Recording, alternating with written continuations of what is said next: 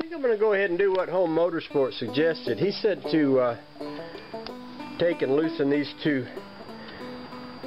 You see these two bolts that hold this choke on here, and then you got to make sure you don't drop those in the motor, because if you drop in the motor, you got to get it out before you crank it. Those things go down and hit a piston and kiss it goodbye. But he said go ahead and loosen those two bolts and pull that butterfly valve out of there, and then you can get to those two. See those two valves there with a look like screw heads with holes in them? That's your needle valves there. And he said you can just loosen those, pull them out, clean them all up, put it back in there, and that'll clean those. So I think I'm going to do that. It looks too easy not to do it. If I could get this thing to run a little better, I could go out and drive a little bit, and that just give me a chance to see how things work a little more out on the road, you know.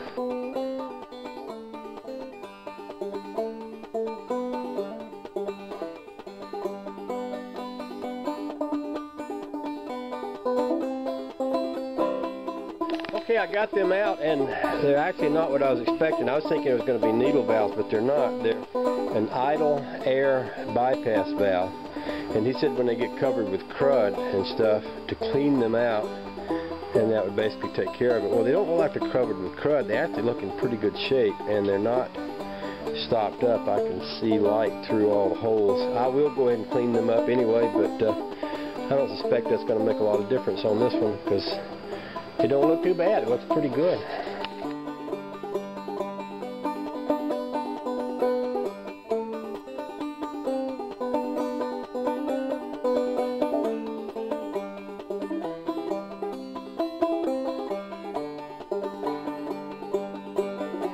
Okay, I went ahead and cleaned those air valves out and put them back on there, but to be honest with you, I don't think it's going to make any difference. You know what I think I might do is just go ahead and yank that carburetor right off of there and figure out that choke, because that will at least make it run better for a little bit until I can actually do a rebuild on it. I don't like to do a rebuild unless I got everything set up nice and clean, where I can take that thing all apart and put it all back together. But I could, probably the best way to figure out how to adjust that choke is just to pull the whole carb right off the motor so I can see it and get to it. It's all sitting over there. It looks like these are bradded into place. See, normally on one of these things,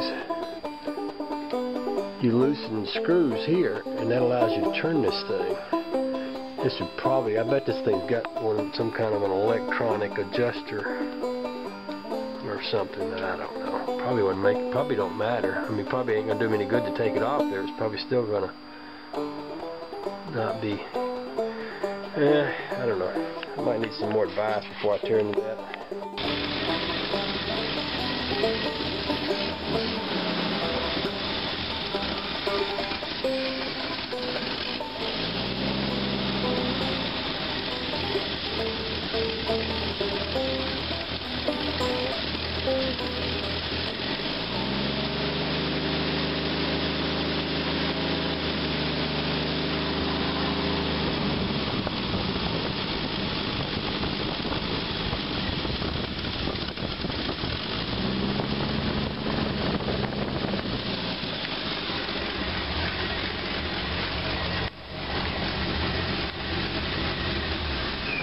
Well, when all else fails, consult the manual.